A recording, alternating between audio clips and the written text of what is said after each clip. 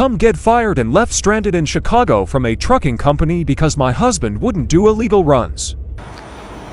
Here we are, homeless in Chicago. With $200. What's going on with the truckers? I've had so many people reach out to me saying, Alex, can you help this couple right here? So I reached out to them and we had a conversation about it. So they are stuck right now. They started with a job and basically the company has been pressuring them to PC everywhere. And if you know, I have a great video on this with my buddy that's an ex-DOT officer named John. And really, if you're not PCing for entertainment or a restaurant, you got to be careful most of the time, so I'll put those links down below. But let's get into this. They're left stranded with $200 in their pocket, and this is just a lesson learned. Never, ever, ever feel forced to run illegally because you are the captain of your ship, and if DOT stops you, officer stops you, it's you. It's nobody else but you. Let's get into this.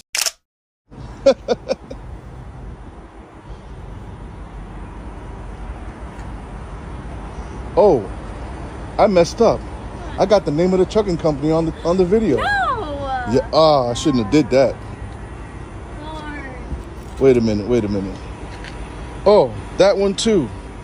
Darn, I shouldn't have did that too. Well, we're getting everything out of the truck and she's busy, so she's not making the vlog. So I decided to help her out a little bit. Yeah, we got a lot of stuff, but it's 6 months worth of stuff. And cooking utensils and cleaning stuff and just stuff that we needed during the course of our travels. This is crazy. Stuck in Chicago, try to figure out how to get home. That's a good one. Let's go in here.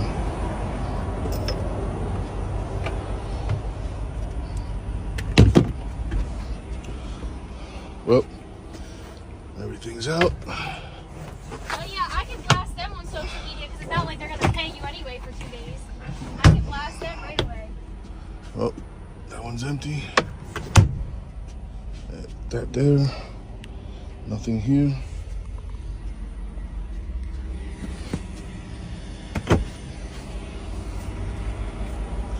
All the cupboards are bare.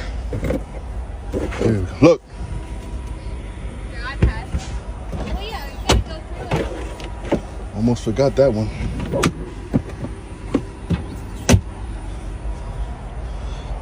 I left their fuel card right on the dash. Okay, so this is not all of our trash. We already threw some bags away, but we had to throw away the majority of our stuff. And this is just our clothes and necessities. We did keep our Instant Pot because we have to cook. So then I'm just going to do a walkthrough of the truck real quick. This is just for record to make sure that they don't say that we did something to the truck. I'm obviously speeding it up. If I don't, then it's going to take forever. Truck is how we left it, well, how we got it. They have the iPad there, or tablet that they gave. That was there when we got it. Everything is, nothing's in here. Nothing's in the fridge. The fridge is cleaned. Nothing up here. See? Clear. Mattress is there. Nothing's in there. Nothing's in there.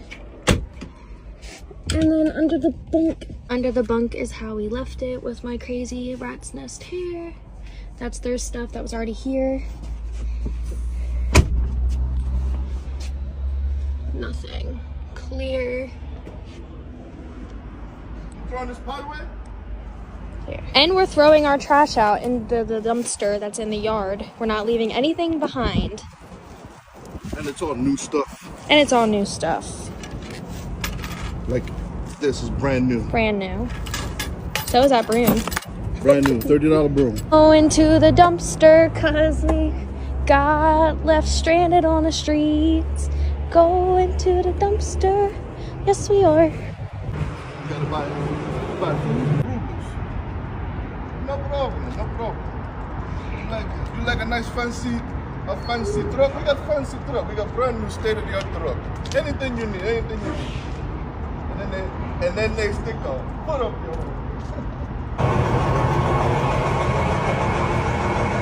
I feel like a little orphan Annie right now, sitting outside of a motel with all of our bags.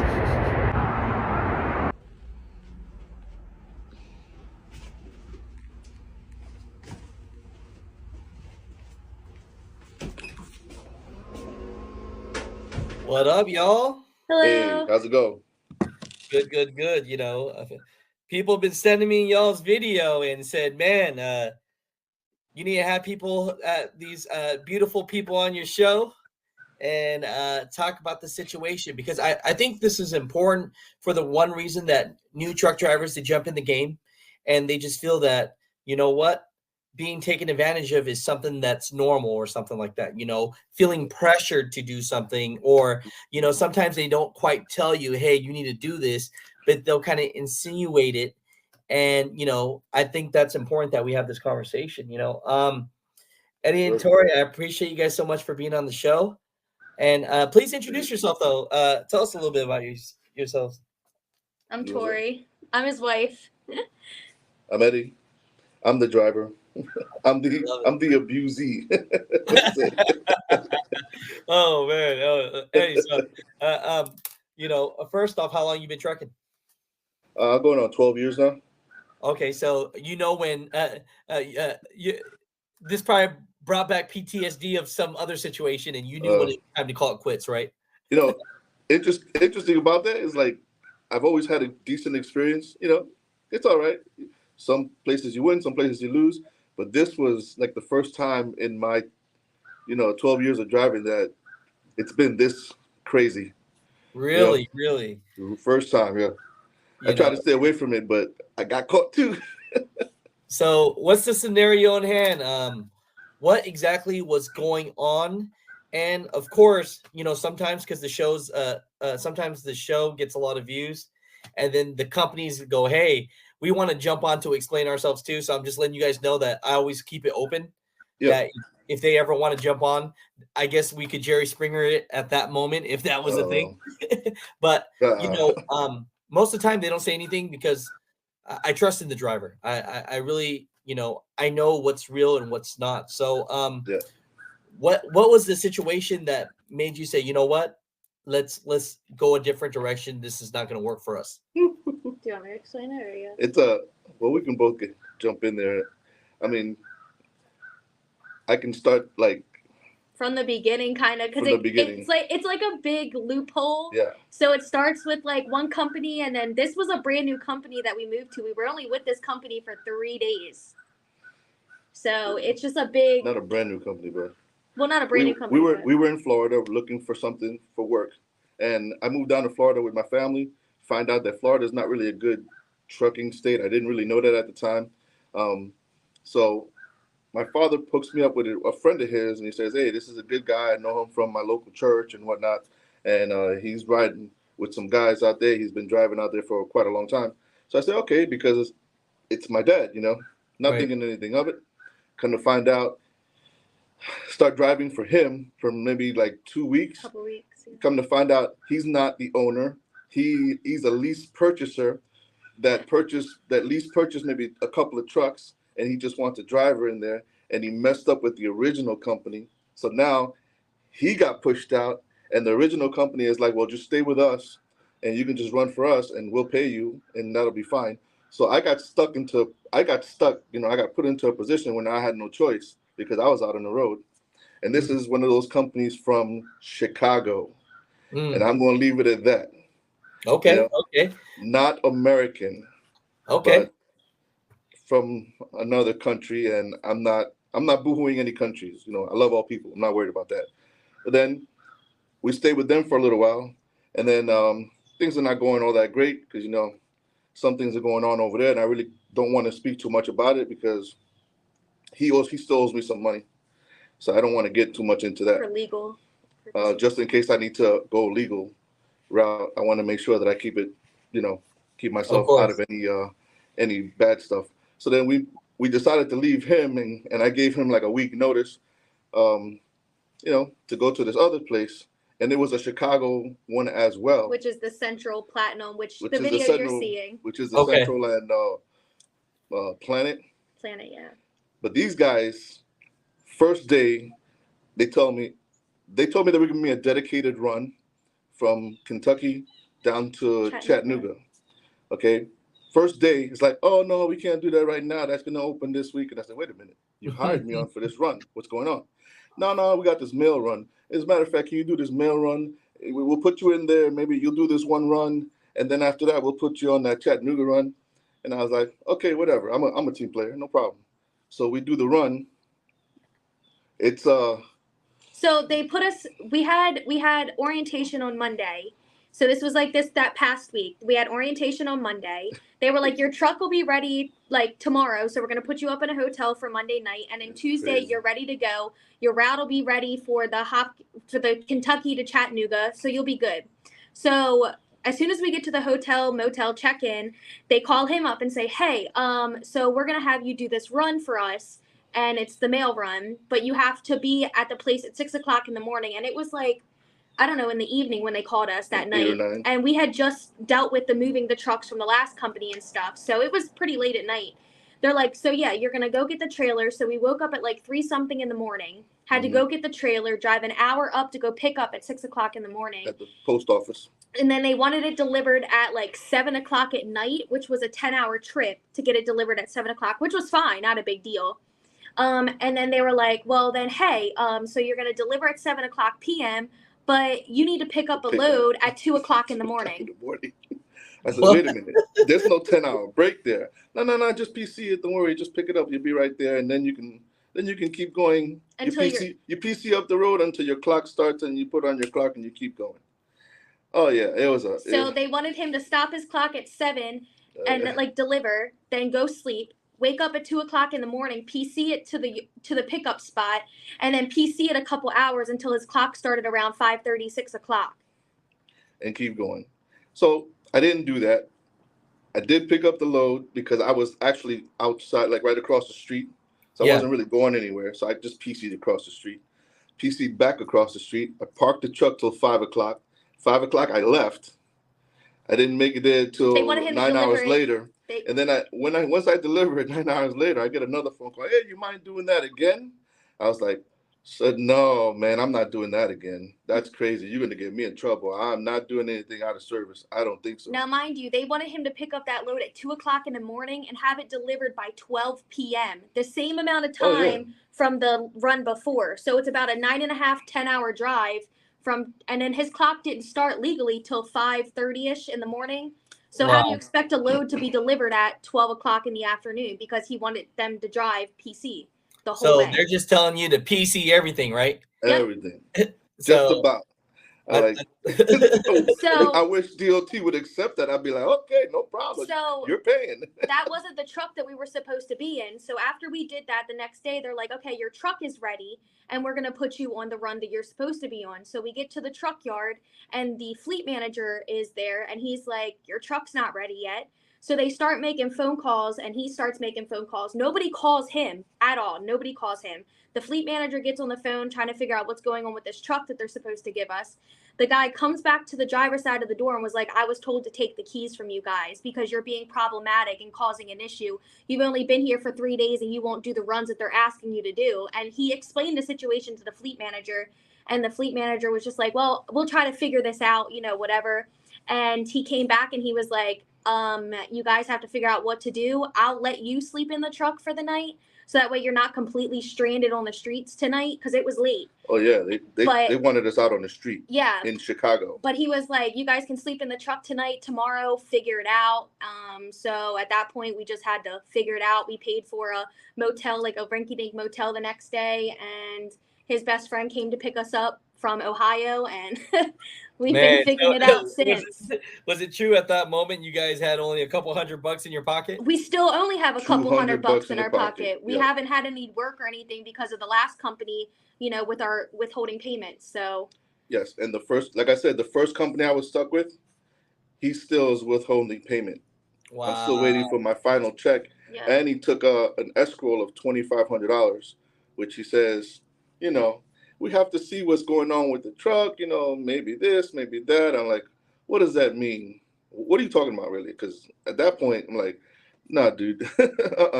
Yeah, it's a lot of illegal shisty stuff going on, and sadly we got stuck in the middle of it. So right now we're trying to find other work. It is, for some reason, we're having a really difficult time. Like we're not finding, everybody wants to pay 50 cents per mile, or, and he's got 12 years of experience, so it's kind of like, it's just crazy. Well, It's crazy. once you've been down that road, you're used to 70 cents, 75 cents, or whatever. And I worked port work for like 5 years.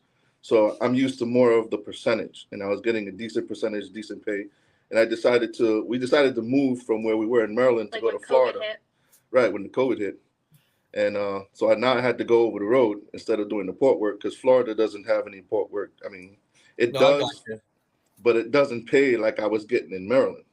So are as of right now, you guys are just looking for a good place to work, things like that. I mean, Correct. I have a Yeah. couple of homies that own companies with 200 to 300, 400 trucks.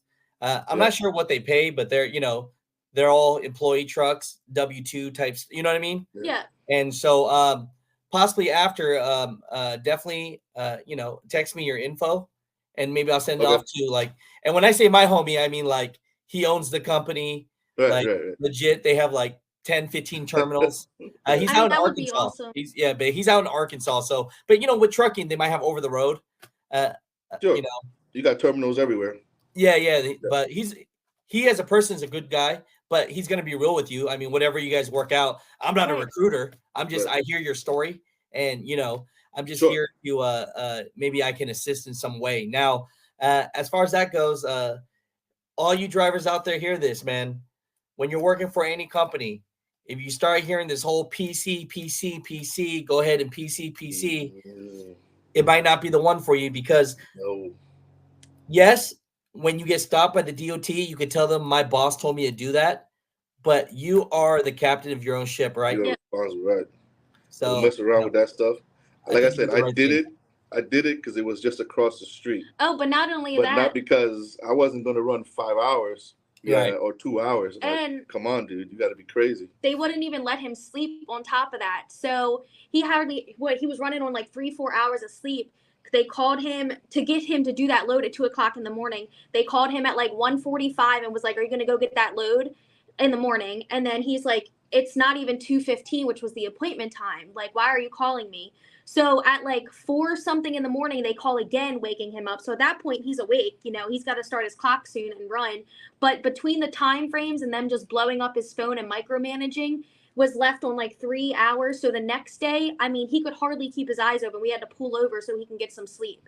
Oh, that It looked, was just crazy. that mail run didn't get there to maybe 4 hours later from the time that it was supposed to be. We got back there around 4 or 5 o'clock in the evening, and I was like, it was this late, but because you guys just didn't leave me alone to get the proper rest that I needed, and the way you treated me as far as go pick up this stuff at the wrong times. It was just a mess. It was just ridiculous. And it was no issue until he said that he wasn't going to do it, because Right. they called him up and was like, "Hey, do you mind doing this run again? Your truck will be ready." And the next day they gave us the same spiel over and over again.